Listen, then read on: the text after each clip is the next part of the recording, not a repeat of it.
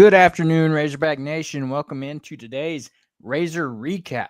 This afternoon's Razor Recap is brought to you by Razor Pigs. Looking good, never felt so fun, y'all. Razor Pigs is the Arkansas-born brand, bringing some serious style to the golf course, the tailgate, and everywhere in between. From high-quality polos to head-turning hats, we've got what you need to rep the natural state with pride. Found it right here at home, and now run by a Razorback-loving family. Razor Pigs is where comfort meets cool. So go hog wild. Shop Razor Pigs today at razorpigs.us. And you can't forget about our OG sponsor, Scarlet Letter, Arkansas's very own handcrafted spike seltzer. Check them out today. If you're in Northwest Arkansas, you can check out the Quarry Brewery Tap Room that just reopened after some remodeling, where you can get all the Scarlet Letters and their new various flavors. So go check them out today. And we'll just jump in right now with the baseball news as Arkansas drops its third straight series on the road.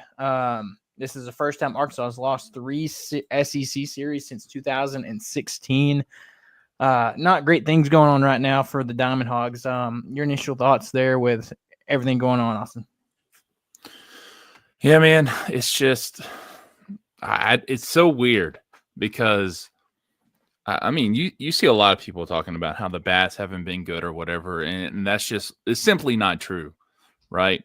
I mean, if you look at the last three series Arkansas's played against SEC opponents, they've scored 58 runs to the other team's 53, right? So, like, just by runs, Arkansas is outdoing every single team.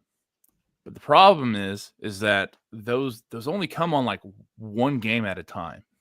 But they're still periodically, they're hitting like, 4 runs, 5 runs a game in the games that they're losing. In the past, that would be enough to win these games, right? So that really just comes up to the pitching, and the pitching has been awful. Let's just go ahead and say what it is. It's been awful, especially the starting pitching. Game 2, the last 2 series have been okay, right? I mean, not more than just okay. They kept Florida from scoring anything yesterday, and then against Texas A&M held them to only 5 runs. So it's just weird seeing how just completely opposite this pitching staff has turned. I mean, at the beginning of the season, we thought, heck, this is going to be a good pitching staff, and then all of a sudden we get into the meat of the SEC schedule, and they're just kind of, sucking. There's no other way to put it. So it's kind of disheartening because in the last few years, Arkansas has had bad batting and just extremely good pitching. And now that we finally have a good approach at the plate, it just completely turns. And Arkansas has struggles pitching, and now they can hit. They just can't pitch. And it's very frustrating. Yeah, I think you hit the nail on the head there with that one, because if you look at it on all these games, it's, with the exception of, a handful, we're scoring a decent amount of runs, and on any other day, like you said, if our starting pitching was doing what they did at the beginning of the season and the beginning of SEC play, we're probably having a completely different discussion right now. But to your point, you look at it, Zach Root yesterday or on Friday night goes 4 1/3, which is not the worst, but he also gives up 5 runs and 2 walks. So, and then you jump over to Saturday's game. Gage Wood goes 3 innings. You're glad to see him back. He goes 42 pitches, only allows 1 hit, 5 strikeouts. So, maybe that's something to take a positive out of, that Gage Wood is looking like the Gage Wood we saw at the beginning of the season in those handful of games before his injury. And then Geckel came in for 3 1/3 and allowed 1 hit, allowed 4 walks, 2 strikeouts, but no runs scored. So, the combination of Wood and Geckel might be where you're going to have to look on maybe that Saturday role. You used Aiden Jimenez yesterday for 2 2/3. A little confused about that when, you're up 6-0. Would have much rather been able to have him today. But, in Dave's press conference today, he said yesterday we pitched him because we had to win that game. Fair enough. You want to keep yourself alive in the series, so you want to get the win. And then today, I mean, Bottle Cheese goes 2 innings and gives up 2 runs. that's a tough one. We use 7 different pitchers today, and I think that's where the point is like we can be competitive at the plate, but then with the pitching, with how our starters are getting knocked out early, they're starting to hit them and getting them out of the game, and then it's a bullpen approach. Yes, we have a deep bullpen, but you can't when guys are having to do that week in and week out. You're going to have some struggles. And so, you saw Ben Bybee today, Cole Gibbler, Carson Wiggins, Will McIntyre, Dylan Carter, and Tate McGuire at the end of the game. Dylan Carter, one of your veteran guys, came in on Friday's game. He's the guy. He gave up 2 home runs on the weekend, both to the same guy in 2 games. So I think that's the problem, and that's frustrating to a lot of Hog fans. Like you said, it seems like the year we finally start having a great offensive approach to the plate, your pitching struggles. And to some people's point, maybe it's good that we're struggling right now and maybe we can get out of the skid, but our next 3 series are not going to be the best ones to, hey, we need to bounce back when you've got number 1 coming to town next weekend. Then you have to go to currently number 7 LSU, and then you come back home and take on number 6 Tennessee. So the next 3 series are going to be tough. You got a midweek this week on the road at Missouri State, and then you come back home. So I don't know what Dave's got to do to get some inspiration in these guys and get these pitchers to understand that they've got to really hit their spots. It's like he said in his post game, one of the questions he got was, is it just the starters need to be able to go longer and do a little bit better? And he was like, I mean, frankly, yeah, that's it. So looking at that perspective, because we put up 5 runs today, 7 yesterday, and then 4 Friday. So it's not like we're really just struggling to play at times. Some of the approaches like today, I love the guy, but you saw Diggs get the start and go 0 for 2. Why we necessarily started Diggs, not sure if there's something wrong with Maxwell.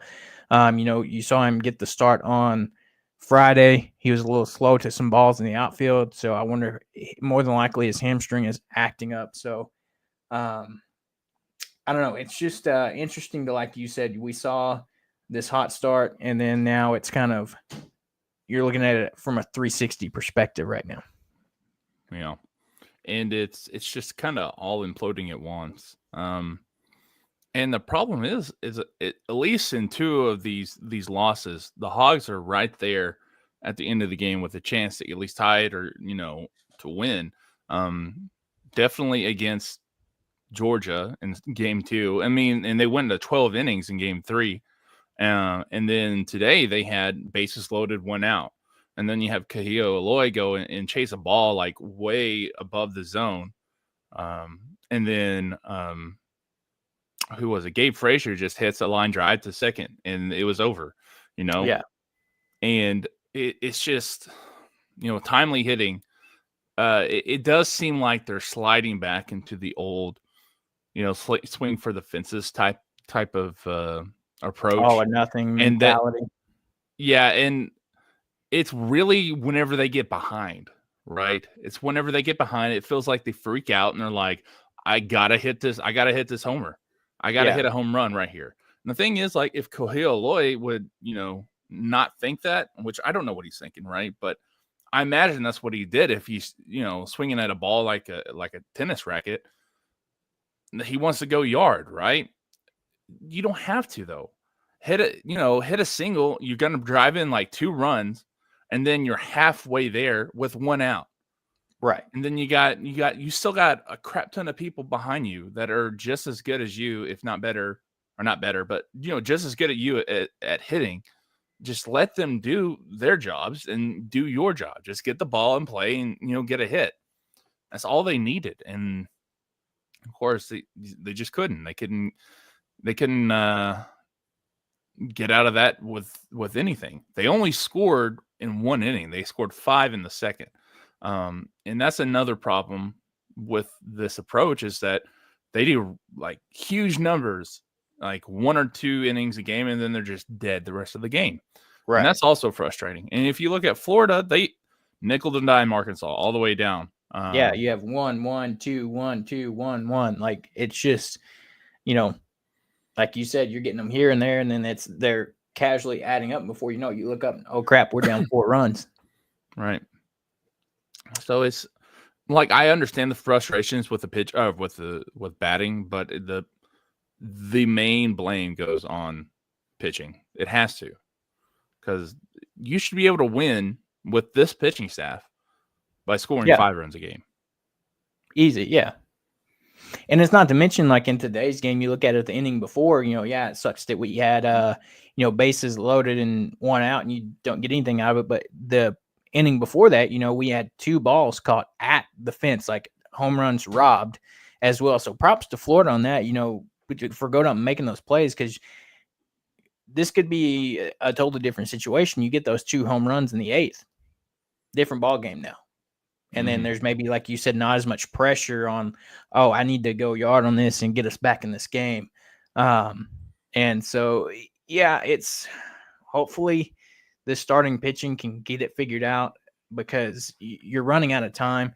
I mean, I still, at this point, feel like Arkansas, they're going to be in a regional, more than likely still hosting, but you can afford to lose all 3 of these series you got left.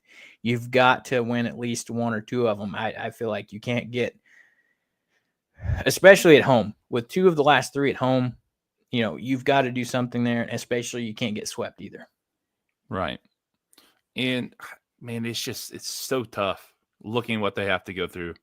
Man, worst case scenario, they lose all 3, right? I don't even think you're a national seed anymore, right? Like there's no way that you're a national seed. Yeah, because that would put you losing 5 straight series. No, it's 6. Because they've lost 3. And then 6. 3 more. Man, I don't even want to think about that. Yeah. I mean, do you drop out of the top 25? If you can make them competitive and you don't just get blown out, I think you might stay in, especially just because each of those 3 series are going to be against top 10 teams. So that's the only way I'm looking at it. Now, if you get swept, maybe. But I don't know. Whatever needs to happen, this team gets back to Fayetteville and gets refocused. And then, they have their midweek against Missouri State. Take care of business in that one. Then you've really got to get locked in for this weekend, especially with Texas coming to town. I think they beat Texas A&M this weekend. Not sure if they swept them or, but I know for sure they won that series.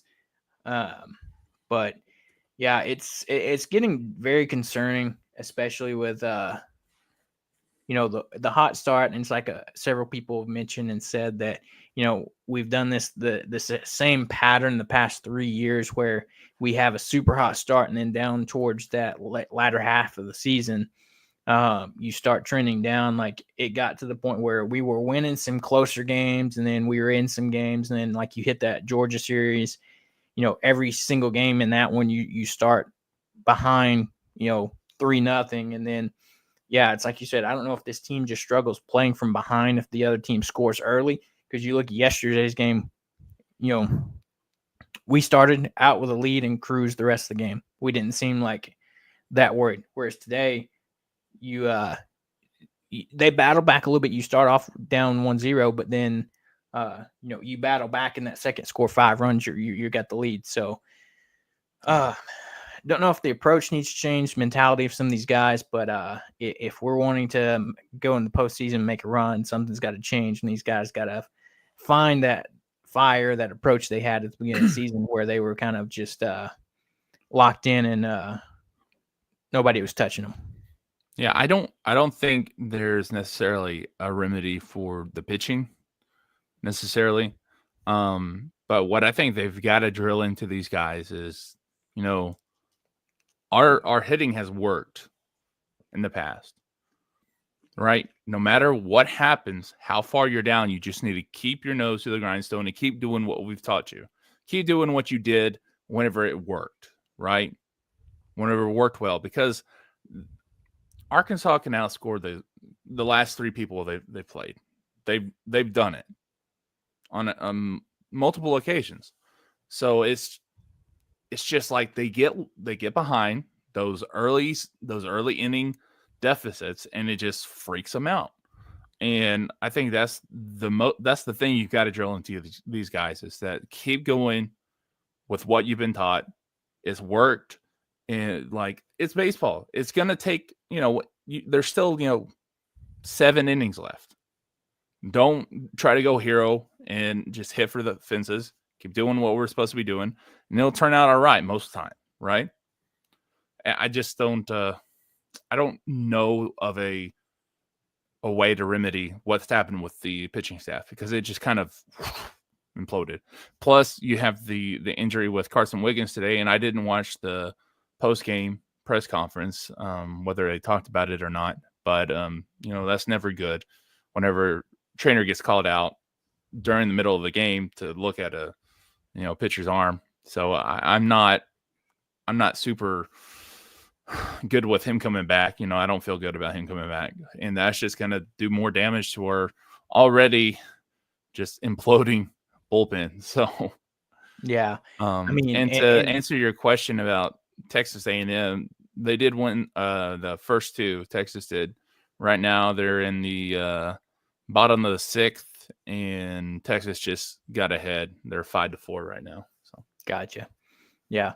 To your point that you just brought up, I did watch that post-game interview, and they did talk about Carson Wiggins, and I did ask about the injury and what part of the body that it was, and Dave's response, you don't want to hear this. He said, not a good one. It was his elbow they were looking at. So you never want to hear that one, especially on a pitcher, especially a young guy like him that throws at such a high velocity that he does. They were just talking about during the broadcast about this past midweek, him hitting 102 with his pitches. So to see a guy like that, that's always a concern with their arms whenever you've got a guy that pitches that much intensity and that much power. So, yeah, hopefully, I don't know. Dave said they're going to get it looked at when they get back this week. So, but to your point, that almost gives me a indication that he might be done for the year, or at least shut down until potentially postseason. I don't know, because if it is something with the elbow, and if you're Tommy John, then he's going to want to have that surgery as quick as possible. And then even then, you're not guaranteed to be ready for the start of next year either. Yeah, it's just a bad deal all the way around. And it's super unfortunate for Arkansas too, just losing a key guy like that comes in relief and has that type of power. And it's just kind of feels like the season's starting to implode. Yeah. And we don't have Hobbs right now here to keep me checked. So yeah. Hey, at least Transplant Texan says you're batting 1,000 right now with your analysis tonight. So at least someone's batting well. Hey, somebody's got to. And then I 100% agree with this.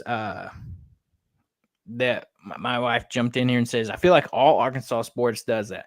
If we give up 1 point, then we give up the game. It's very frustrating. And that is a trend that you see. I 100%, agree, because if you look at it in football, it seems like, we give up a score. It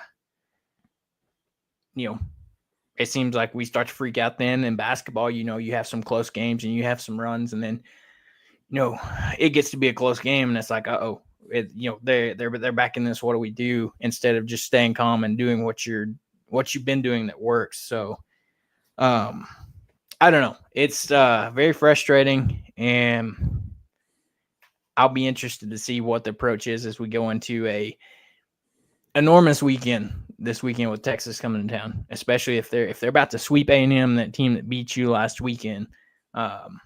It's going to be a tough matchup, especially because not to mention it's Texas, but it's frustrating seeing the success they're having year one in the SEC as well.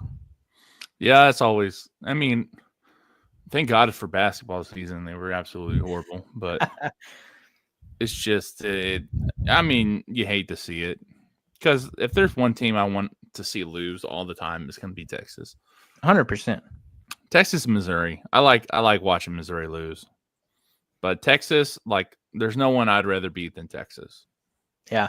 Well, at least you can say Missouri's living up to that standard for you. You know, they might actually go in and do winless in conference play. That'd be fun.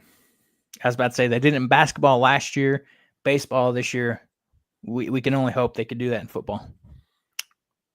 That'd be nice. That would be very nice. Because the thing is, they don't care about basketball or baseball all that much. They do care about football. Yeah. So watching Mizzou like crash and burn in football would be nice. Yeah, especially how the past few seasons have gone against them and everything. So we'll just have to see. You know, we'll come back. We'll get more information on Carson Wiggins, and we'll let you guys know. And then, we'll be back Thursday to preview and get ready for the Texas series. But we'll jump over to the other Lady Diamond Hogs, who had themselves a fantastic weekend on the road. Both teams on the road this weekend, in a rare occasion where both teams are not in Fayetteville, and Arkansas softball gets the series win over number 2 Texas A&M this weekend. So, we talked about it. I feel like we've talked about it every week how this has been it seems like a different team ever since they had that series sweep that they lost against Oklahoma. Ever since then, you look at what they've done, it's been insane. You look at it just in terms of against the teams too, because you get swept by number 1 Oklahoma. You bounce back, you take the series against number 7 Tennessee at the time. You sweep Kentucky. You go on the road and take the series at Florida, who was at number 2 then. You come back home. You take the series against number 10 South Carolina. You beat Colorado State in 2 of 3 games, with the third one being canceled. And then you go on the road and you take the series on the road at a number 2 Texas A&M. Arkansas has 1 series left, and it's SEC tournament time. And I would say they're getting ready to end this season on the right foot. Oh yeah, definitely. I mean, it's just kind of like that OU series just kind of flipped the switch for them, and they're kicking butt and taking names. And obviously, I mean, you've got 1 more series and then the SEC tournament, which I don't know why, but it feels like every year that Arkansas softball is good, they just like crash and burn in the SEC tournament. So I'm hoping this year won't be that way, but I'm also hoping that maybe they're going to earn themselves like I don't know what the standings are right now, but I don't know why they wouldn't be able to earn a like top 6 seed. I'm hoping. If you want to look that up right now, that'd be cool. But getting those 2 days off to where they're not, playing, I think that's going to benefit them. But at the same time, it doesn't exactly matter when they play or how they do in this tournament. It just matters where they get seated in the NCAA tournament. And right now, they're number 9 in the country. So they're right there on the edge of having a super regionals in Fayetteville, which would be very, very awesome. So Arkansas softball in the SEC standings currently sits at number 6 in the conference, which is insane that they're that low with what they've been doing. But as far as I'm not seeing any projections right now for where we might be. So at 4 days ago, we would be coming in at the 6th seed, where we would get 1 round bye.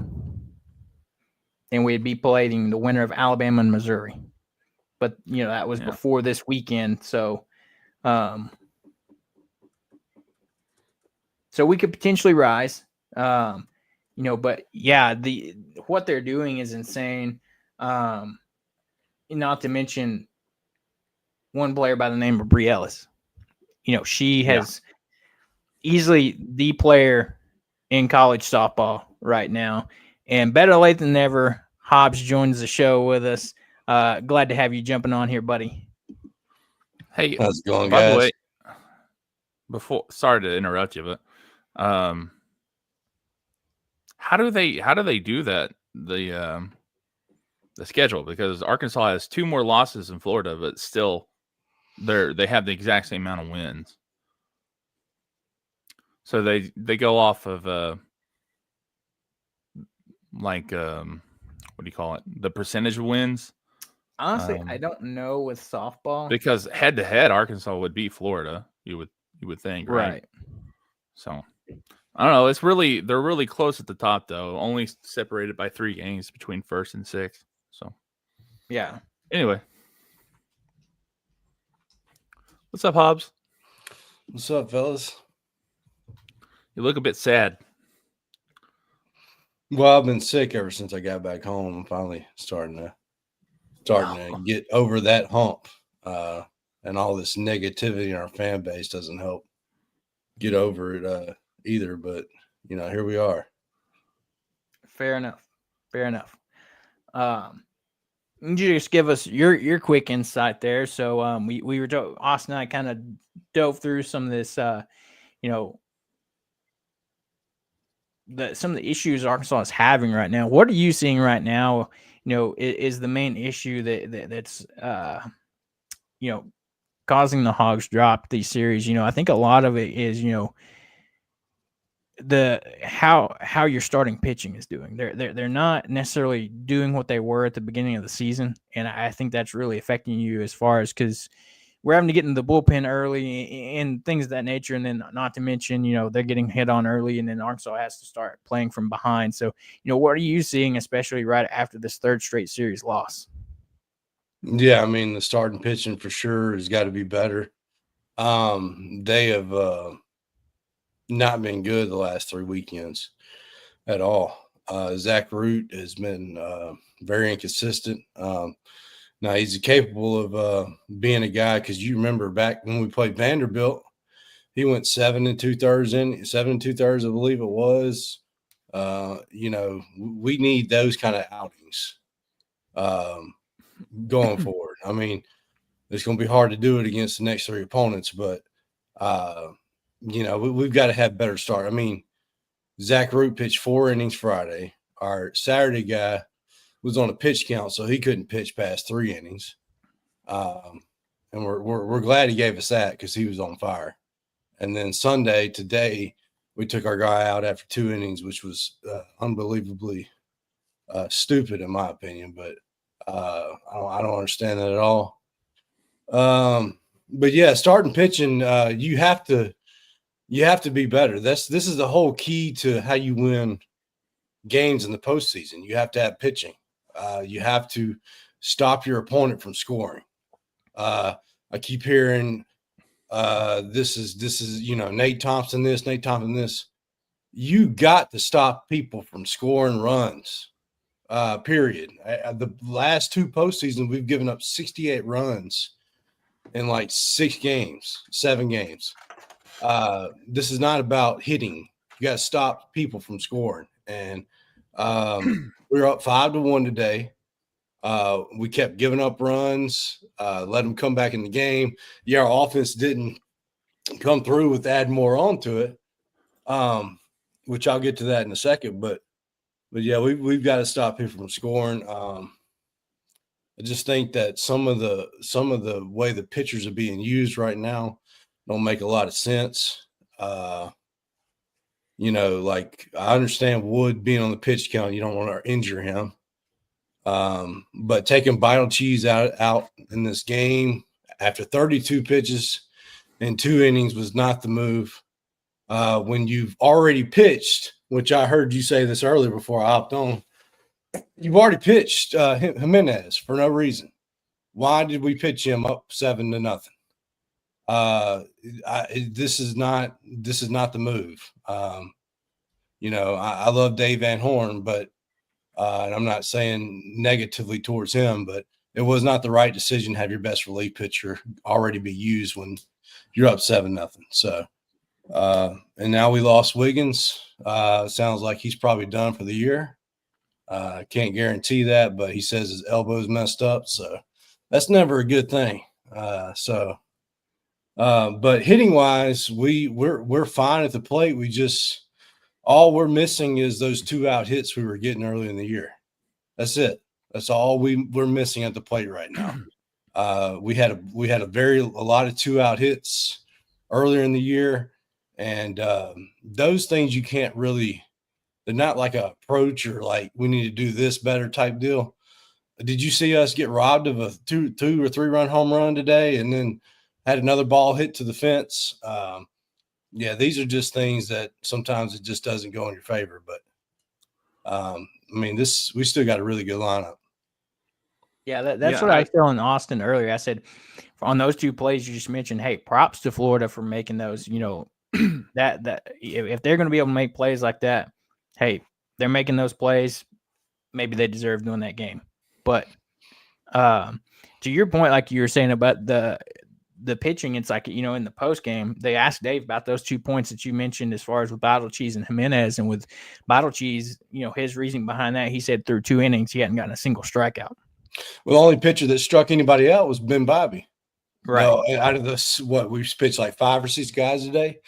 7. He's the only one. So, yeah, I just, I don't know. We just, the pitching staff is struggling. I just hope it gets better.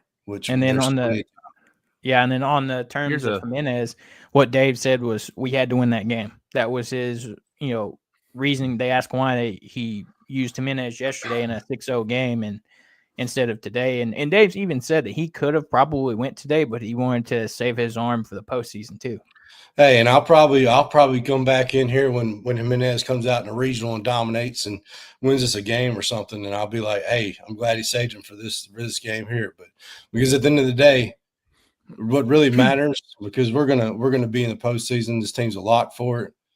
Question is, are you going to get a host site? Are you going to get a super regional bid? I don't care about super regional bid. I've been a national seed 2 years in a row. I care about getting to the super regional. I don't care where we go. But I think to me, it's harder to win a regional than it is a super regional.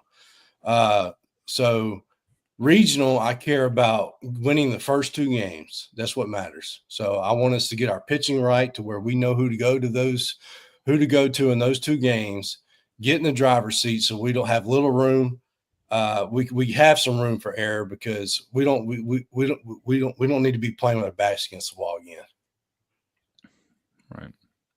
Here's a stat for you too. I mean, the people who are blaming Nate Thompson, in the last 9 SEC games, Arkansas has scored 58 runs to their opponent's 53. Right. Mm-hmm. And in the 3 games they've won, Arkansas has outscored them 31-8. But in the other 6, Arkansas has been outscored 45-27. Right, 27 over 6 games. That's 4.5 runs a game. To me, with who they have on the pitching staff, I feel like 4.5 runs a game is enough to win at least half of those games. Yeah, or it should be. Exactly. Another thing, 45. That's 7 runs a game in those losses. Yeah, and we're talking about how good the offense has been, and I'm sitting here talking about the pitching staff. I mean, our last 3 wins, guess what we did? We shut the opponent out. Yeah. I mean, that's what's crazy about it. So it's just I was telling Caleb, it feels like whenever they get down, they get freaked out at the plate. Like, I have to go, because I was talking about that last Kahio Aloy bat where he swung at that ball that was like above the ump's head. You know, it just feels like they're wanting to go out there and they feel like they got to do something right now. They got to hit a home run right now. Well, to save this game. Yeah, and that would have tied the game. Yeah, and I feel like whenever they get behind, they get into that old swing for the mentality. You know, swing for the fences mentality, where they're just trying to, you know, get runs really fast instead of going with what they've been doing the last few. Well, not in the last 2 games, but earlier in the season. And that's what it looks like, is whenever Arkansas shuts people out, On the mound, Arkansas's batting does a lot better. Yeah, it's definitely a anytime whether offense is down, they're always going to press a little bit. You got a guy maybe trying to be a hero. Yeah. And it's the same way with the pitching is pitching, my problem was we didn't have a big lead, but we had a lead and we started throwing balls and we didn't get ahead of hitters and every pitcher was getting behind in the count and you just saw the writing on the wall that they were going to come back. And it's just and the guy we played Friday, their pitcher Friday, that's a future big leaguer. That dude's a beast. He just ain't put it all together, and he just had one of the best days he ever had. But yeah, it's very frustrating. And I will say the pitching staff, give them a little bit of slack because two of our best guys are hurt right now. And that, what's crazy is you got Parker Cole that's been out for a while. Hopefully we get him back soon. Gage Wood is finally back, and hopefully he's, good to go to pitch however long he can against Texas next week. But Hunter Dietz gets hit, trying to warm up to come in for his first outing in the midweek game and has stitches in his face now. So I don't know how long that's going to keep him out now. And that's a kid that's been battling, trying to get over the yips, and then he's about to pitch again, and that happens to him. And then, of course, what happens with Wiggins today. So it's unfortunate. So I will say we've got three guys that are really dependable pitchers that we're missing right now. Yeah. At least I think from what I've seen and heard, I think Parker Coyle is probably close to coming back, at least for a little bit to some extent. To your point, who knows about Wiggins? And it's glad to see Gage Wood back. That it seems like that might be a great combo to have once he's able to go a little bit longer and get back to what we saw at the beginning of the year. Having him and Geckel back to back could be a very dangerous combo. And then that frees you up to be able to shift and move Jimenez around wherever you may need. Yeah, I mean, it's still a capable pitching staff. It's just, I think right now, if the starters can start getting more innings, you got to have more innings, at least go 5. And this was a big problem we had last year, besides Hagen Smith. Brady Tigert and Mason Molina were very inconsistent, couldn't go long games, and it put pressure on the bullpen. They had to throw more. But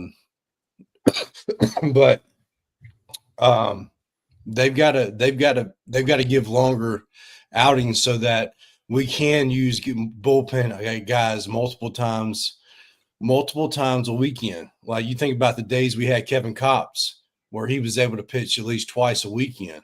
That was because the guys in front of him were pretty good too. So, yeah, I mean, it's just look at Florida this weekend. They used Clemente twice. Yeah, that's when you can use one of your best relief pitchers twice, it gives you a huge advantage.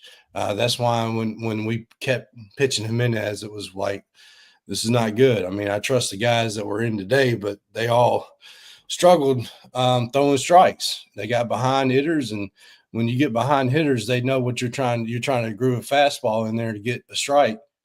And it's easier to hit. So, yeah, that allows you just to sit there and wait on it. And then, that's what happens. So, yeah, it's like we said, these next 3 series are going to be key. At least something positive you can look at least 2 of the 3 at home. You got that going for you. If we can get things figured out with Texas, I mean, we saw the news come out earlier this week that their ace is out for the season, but it doesn't look like that hurt them too much this weekend against A&M. So, well, if it makes y'all feel any better, number 2, number 3, number 4, number 5, and number 6 all lost their series this weekend. So it's not just us. Right. So we'll have to see. Next week's going to be big, take care of business at Missouri State this week, get that series passed, and then whatever Dave's got to do to get this team focused for this weekend. It's going to be a big series, not only because it's number 1 coming to town, it's Texas coming to town, and also you don't want to be on a 4 series skid at that point. So Yeah, there's only 10 games left in the regular season. It's crazy. Yeah. So we'll see. We'll talk more about the Texas series on Thursday this week as we get ready. Well, I guess it'll be Wednesday since that series starts on a Thursday. So, Does it? yes. So we're not even going to get home until probably Wednesday or late Tuesday night. I'm assuming the team's traveling over. I guess they could go to Missouri on Tuesday the same day. I would guess they could. So I guess they could come home and then go there Tuesday. But we'll see. Series will begin Thursday at 6:00. Right, but we've got a midweek game on the road Tuesday. Right. And that game starts at 6:00 as well. So I guess they're going to go home and then travel to Missouri on either Tuesday morning, I guess. Yeah. That's only like an hour and a half away from Fayetteville. So yeah, they'll get on the bus Tuesday then. Yeah, real quick. So we'll see. I'll be interested to see what happens. Hey, it'll be some breaking news. I was about to say, I just saw that, Austin. I think you read my mind. Like I said, breaking news. So Arkansas has got the commitment from Andy Jean from Pitt. So he is on campus this weekend. And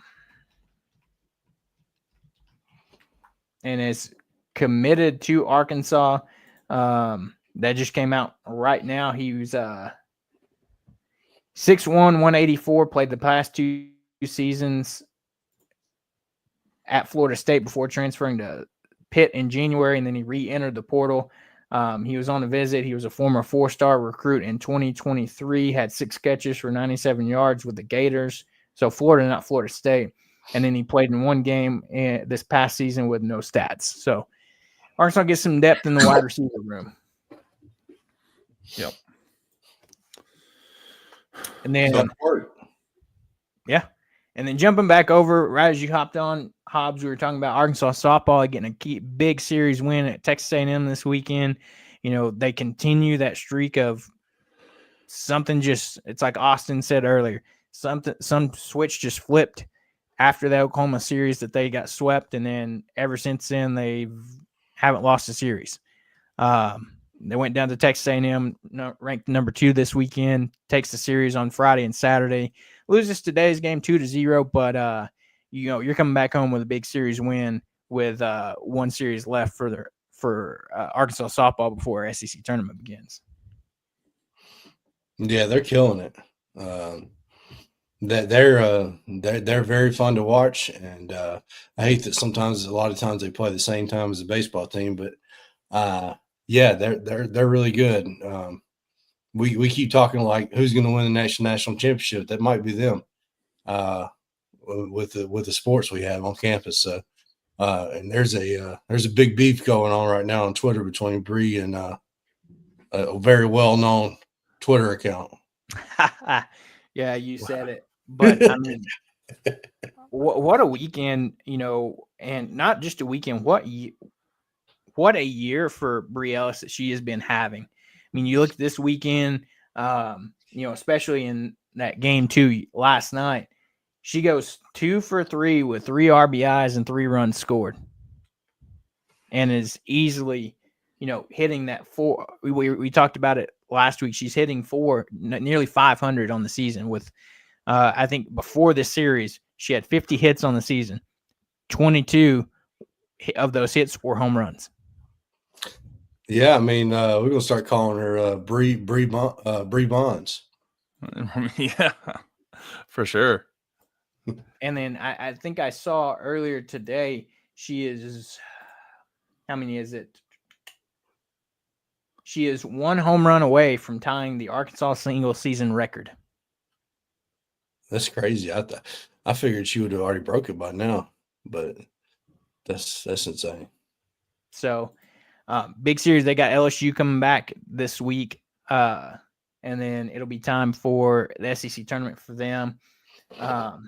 And so, great stuff from them. Great big series win from them. So, love to see that. So, if you haven't got a chance to see them, you got one more series weekend to get out to Bogle and check out the Lady Razorbacks before they head to Atlanta for the SEC tournament.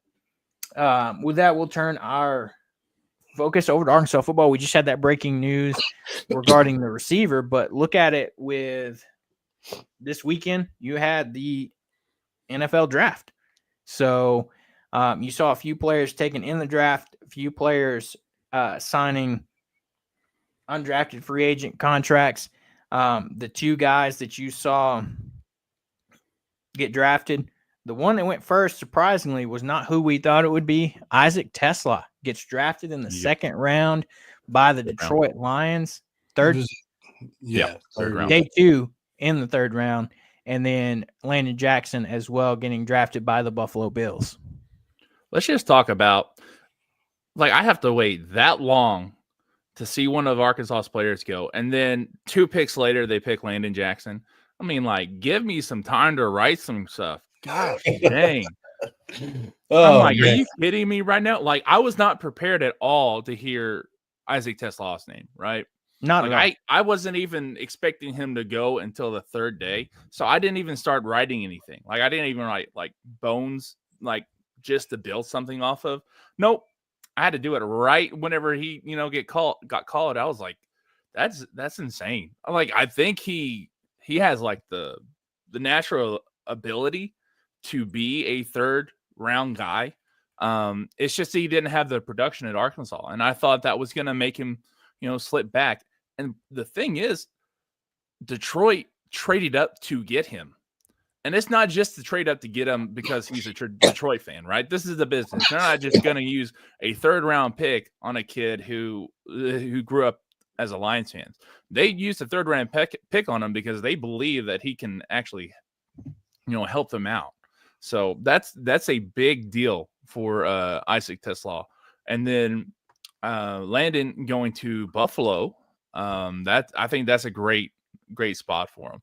They have a decent defensive line, but I believe if he can do good in OTAs and fall camp, he may actually get into that rotation if he, plays his cards right and everything like that. So I think it was a very good draft, very good picks for both of those players. It's not like Traylon Burks going to the Titans where everybody and their dog knew they were going to ruin his chances at a professional career. So, well, he should have been on the Eagles, but they made that trade.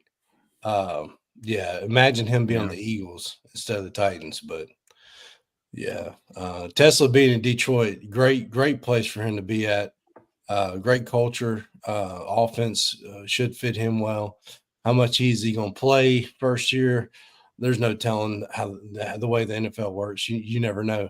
But he's got the ability. He catches pretty much everything in his general direction. So just amazing. So, and then Landon Jackson. Get that rapport with Jared Goff, then that's going to be big.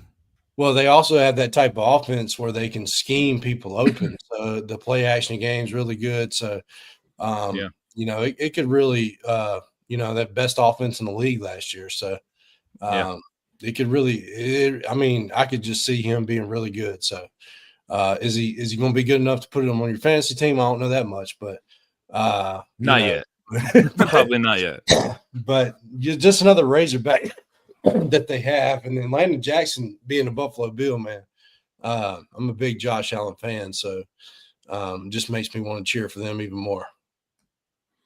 I was about to say, Hobbs, you lost me at that. I love seeing Landon Jackson getting drafted, getting to the league. And, of course, I told my wife, I said, of course, it had to be with the Buffalo Bills. That really pains me as a Dolphins fan to see him going to Buffalo. Well, hey, the next guy we're going to talk about, you got to be happy about that one. Yeah. Let's talk about this whole Shadur Sanders thing, right? Everyone's talking about how that's the worst. That's the worst thing to come out of this draft, that he went into the fourth round or whatever. The worst thing about this draft is that the leader in SEC receiving did not go drafted. He went undrafted. That's ridiculous, right? I didn't think he was going to, I thought maybe he might make it to the fourth round. I didn't think he was going to. I thought maybe fifth, sixth round. That's where he was going to go. Undrafted is insane.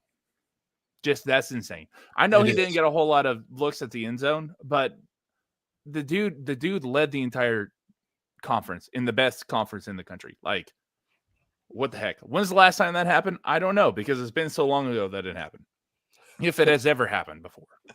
So yeah, I would like to know the stat on that too. Yeah, Austin. yeah. I tried to ask Grok, but it was like, oh, it's this year. So I was like, Transplant thanks, Texan man. says, Austin, please, hasn't Mel Kiper spoken enough about Sanders? Dude, Mel Kiper was about to have an aneurysm on that stage. Did you see him in what's his name, Reese Davis? Going at it. Going at it. I've never seen Reese Davis that animated before. So yeah. And well, Reese is probably tired of people talking about Sanders and Colorado for the last 2 years when they haven't really done anything worth being drafted or talked about. Yeah, I was not surprised. Good for teams basically telling somebody, hey, you still got to show up for your job interview and act like you give a damn. Before we actually take a chance on you. And the Browns just took him because why not? You know, I think the Browns took him because their owner said take him. Probably. I'm pretty sure that's like, I've seen some rumors like they didn't want him really, but the Browns, they already drafted their quarterback in the 3rd round. Yeah, they already took Dylan Gabriel earlier. So yeah. Here's the thing about that. It's I told you guys the other day that I thought he was just a mid quarterback with a famous daddy. Well, that's because I think this entire class was a mid class, right? I think maybe Cam Ward was probably the only true like 1st round quarterback. No, he sucks too. No, well, I like Cam Ward. I like what he does. I like how like just calm he is in the pocket. Now he's got a few problems with that offensive line. Yeah, no, it's going to be bad for him. Yeah, Tennessee Titans are just a trash organization. Yeah, up, down, and the only reason why Tennessee was good at all in the last decade is because of Derrick Henry. Let's be honest. All right, Derrick Henry was and the Tennessee their Titans. defense was pretty solid too, but yeah, they're Tennessee. When they had a healthy defense with Mike Vrabel, but but so like I thought he was weird because to me he was the 3rd or 4th best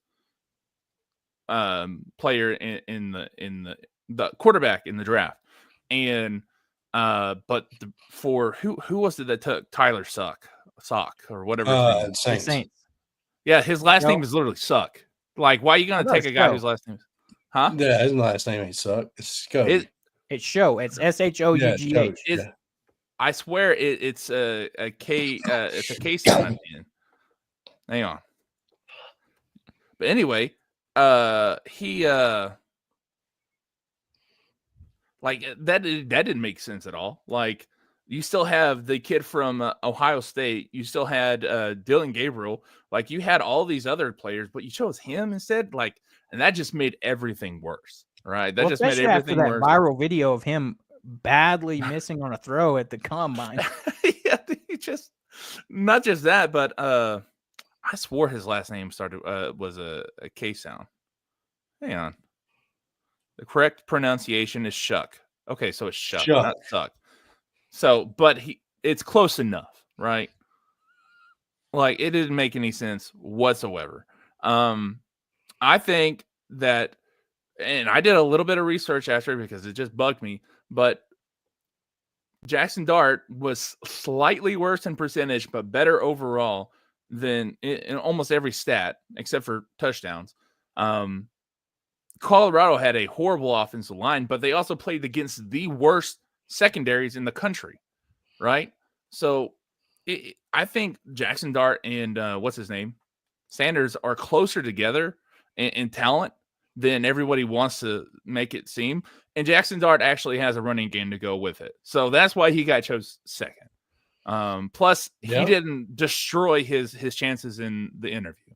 And everything that I've read, like all the rumors and stuff, is that he just didn't handle himself well in those interviews. And like Hobbs said, it's nice to see that they're showing people that, you know, they need to give a damn whenever they go and interview for a job. So I still think that he can do well in the league, but I don't know. He's going to have to actually work for it. You know, he ain't going to have his daddy. there holding his hand the whole time.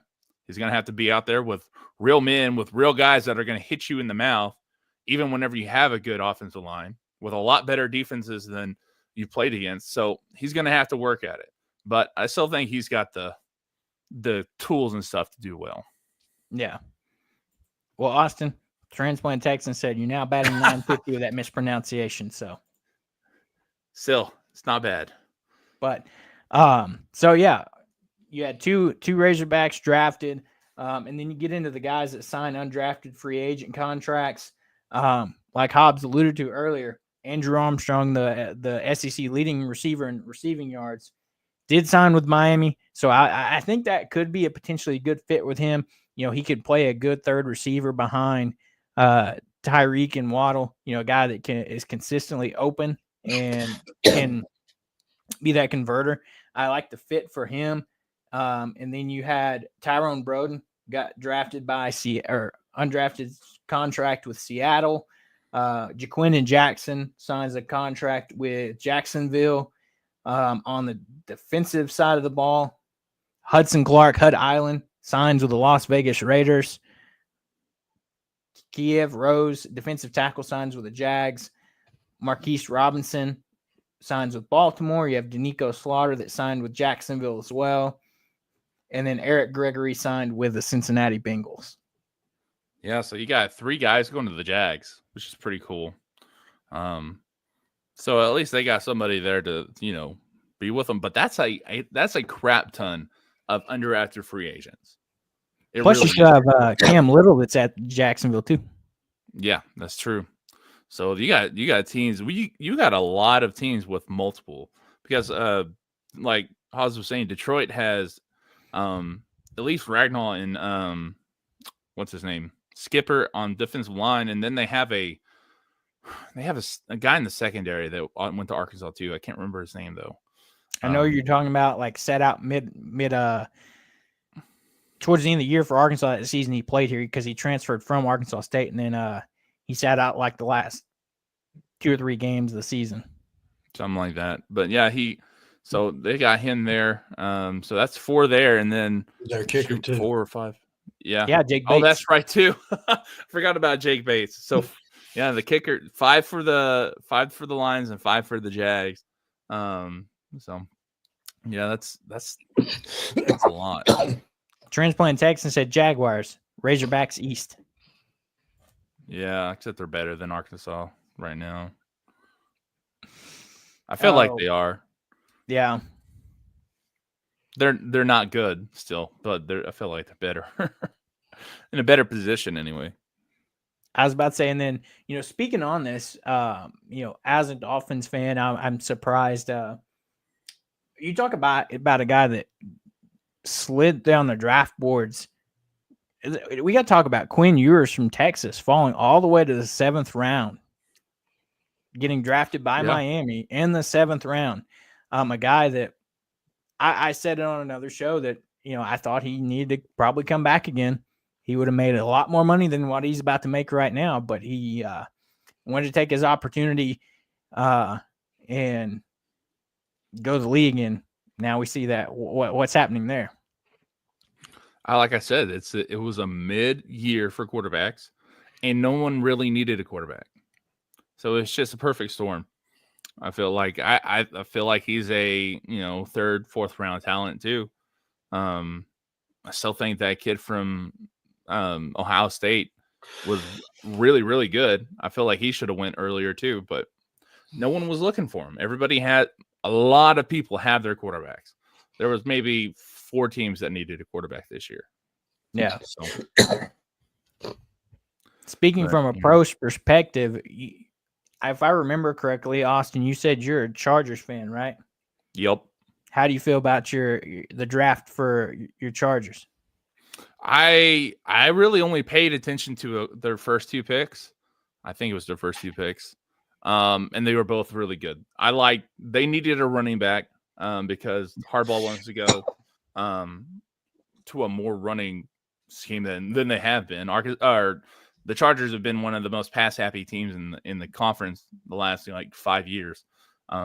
So they've kind of retooled their offensive line already, and they're trying to get some good running backs. So they got Amarian something or Hampton. whatever from Amarian Hampton from UNC, and then they picked up a receiver, Trey Harris. Is that what his name is? The kid from Ole Miss. Yeah, so quickly through those picks, they took Amarian Hampton with a 21st or 22nd pick overall from North Carolina. They took Trey Harris from Ole Miss in the second round. You also drafted defensive tackle and edge, another wide receiver from Auburn, tight end out of Syracuse, offensive tackle out of Pitt, and then 2 safeties, one from Clemson, one from Florida. Yeah, I like the defensive line. They're going to have to retool because they got rid of Joey Bosa. They still have, what's his name? Khalil Mack. They still have him. And he takes up a lot of draft space or draft, not draft. What do you call Cap it? space. Cap space. So, it's good that they're getting some of these younger guys, but I'm a little bit worried about their defensive line going into this next season. But we'll see. Their offense is still good. It doesn't matter what they did. Their offense is going to be good. It's just filling in those gaps here and there. And they do need a true wide receiver one. They hadn't had one since Keenan Allen left. Fair. Yeah. Hobbs, how you feeling about your boys draft? We'll see. I was about to say defensive heavy. Well, they need it because they couldn't stop a fly, stop a cold, or whatever the saying is. So, yeah, we'll see how they do. So, what are they going to do at quarterback? Who knows? Because that's what I feel like they need. I just show up and watch it, and I don't even have expectations for that team anymore. You feel like a lot of Razorback football fans. Oh man. But other than that, no necessarily big updates for on the basketball front. We're still waiting to kind of figure out if anybody else is going to fill out the roster. Still figuring out what we're going to know about Carter Knox. You've seen some highlight films come out for his draft prep where he looked pretty good. We'll have to see. I'm still hearing that he still could be trending towards coming back. I think Arkansas needs him another year, and it would be a win-win for both situations. Arkansas gets him back for another year, for another run, and he gets to develop another year. But other than that, no other big news in Razorback Nation. Like we had the breaking news for the Florida receiver earlier, but other than that, and after the NFL draft, it's portal officially closed for football. We lost one more. Tyrell Reed, the running back, decided to enter the portal. So your running back room takes a hit a little bit behind Braylon Russell and Mike Washington. So we'll have to see what we do. I think Arkansas is at the cap of 84 players right now. And with that portal pickup, and they would like to get one or two more, I think. But we'll have to see what happens on that front. But another busy weekend in Razorback Nation this weekend. You guys got anything else before we decide to go ahead and get out of here? No, man, I think that's about it. Like you said, there's not a whole lot going on. Yeah, we're trending more and more towards that quote unquote dead period. Before I forget, I do remembered one more thing. So Johnson Robertson had a post on Instagram the other day that it may seem like she is taking a break from college gymnastics and is going to start prep for the 2028 Olympic Games. It hasn't been clarified, but she just said freshman year complete. We'll have to take a break from college gymnastics, but I'll be back. So that's what everybody thinks is going on, that she's going to take some time out to start her prep work for the 2028 Olympic Games. That's a little bit strange because that's still a few years out. When do the what are they called? Preliminary events where they go and they figure out who they want to be on the team. When do those happen? Like a year before? Yeah. I don't know. I mean, it's cool for her though. Like, I wouldn't mind seeing a Razorback go out there and win gold for Arkansas or U.S. Olympics. Yeah, I agree.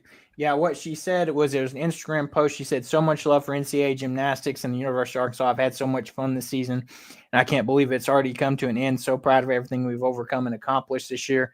Freshman season complete. Got to go for a minute, but I'll be back in NCAA gymnastics. So, Yeah. Good stuff. But yeah, with that, before we get out of here, don't forget to like and subscribe to the show on YouTube, Apple Podcast, Spotify, wherever you get your podcasts at. We'll be back on Wednesday this week to get ready to prep for the series against Texas. It's going to be a big one. So hopefully we get back, refocus, take care of business in midweek, and we're ready to go against number one headed to town. So with that, everybody have a great beginning of your week. We're going to get out of here, and we'll see you on Wednesday as we get ready to catch up on all things that happened at the beginning of the weekend, prep for Texas. So until then, we'll see you when we see you.